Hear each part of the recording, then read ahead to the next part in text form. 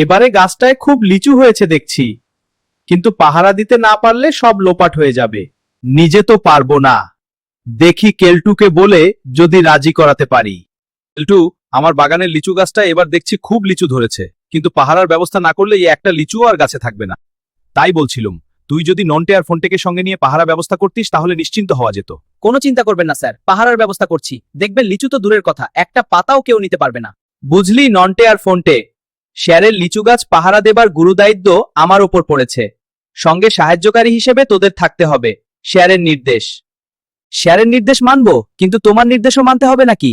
ওরে, আমার নির্দেশেই শেয়ারের নির্দেশ, আর শেয়ারের নির্দেশেই আমার নির্দেশ বলে জানবি। তাহলে আজ রাত থেকেই পাহারা দেওয়া শুরু হোক। ঠিক আছে, সময় মতো ডেকে নিয়ে যাবে। লিচু সময় মতো ডেকে নিয়ে যাবে।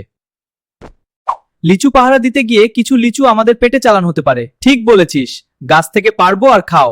দারুণ লিচু হয়েছে রে, কিন্তু এই লিচুদের আমরা এখন রক্ষা করব। আমাদের প্রাণ গেলেও কাউকে এদের নষ্ট করতে দেব না। কিন্তু কেলটুদা, আমাদের হাতে ওদের দু চাটের প্রাণ নষ্ট হবে না?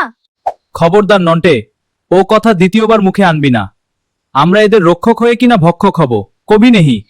কিন্তু কিন্তু এতে কোনো কিন্তু নেই। তবে হ্যাঁ, আমার নির্দেশও যখন স্যারের নির্দেশ, তখন নিজের নির্দেশ আমি এই লিচুদের গুণাগুণ, মানে কতটা টক আর মিষ্টি, এটা পরীক্ষা করতে পারি। বুঝেছিস? কি বুঝেছিস? তুমি লিচু খাবে, আমরা খাবো না। বাহ, ঠিক বুঝেছিস। নে এবার চটপট উঠে পড়। হতচ্ছাড়া কেল্টো নিজে লিচু সাঁটাবে বলে এই রাতে আমাকে গাছে ওঠালো। আজ তো এদের বেশ মিষ্টি গুণসম্পন্ন বলেই মনে হচ্ছে। কাল অবশ্য আবার দেখতে হবে গুণের কোনো তারতম্য হয় কিনা। কেলটুদা, তুমি একাই এদের গুণ পরীক্ষা করছো, এটা কি ঠিক হচ্ছে?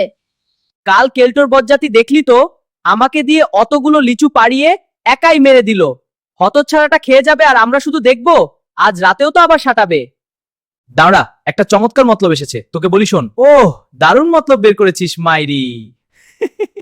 তোরা রেডি তো? একই ফন্টে কোথায়? ওর খুব ইয়ে হচ্ছে কেলটুদা, ঘন্টা অন্তর মগ হাতে ছুটছে। এখন বোধহয় আবার সেখানেই ছুটেছে। হতভাগার পেটের ঠিক নেই, আবার লিচু খেতে স্বাদ হয়েছিল। তা যা বলেছ কেলতুদা।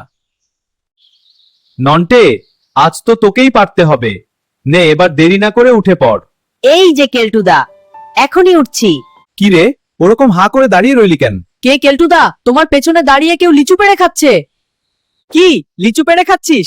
কার এত সাহস যে আমি এখানে পাহারা দিচ্ছি জেনেও সে লিচু খেতে এসেছে? দাঁড়ে কেলটো নাকি? তোকেই তো আমি খুঁজে বেড়াচ্ছি। কেন আমাকে খুঁজছেন কেন? তোর মুন্ডুটা ছিড়বো বলে। লিচুর বদলে আজ তোর মুন্ডুটাই আমি খাবো। ওরে বাবারে, নন্টে তুই কোথায় রে? ভূতে আমায় খেয়ে ফেললো রে। কিরকম রনপার মতলব বের করেছিলুম বলতো নন্টে? অপূর্ব, এক ঢিলে দুই পাখি। কেলটুকেও ভয় পাইয়ে তাড়ানো হলো, আর এখন গাছে না উঠেও লিচু পাড়া হচ্ছে। ঠিক বলেছিস, এখন পকেটে বোঝাই করছি, একটু পরে পেটে বোঝাই করব।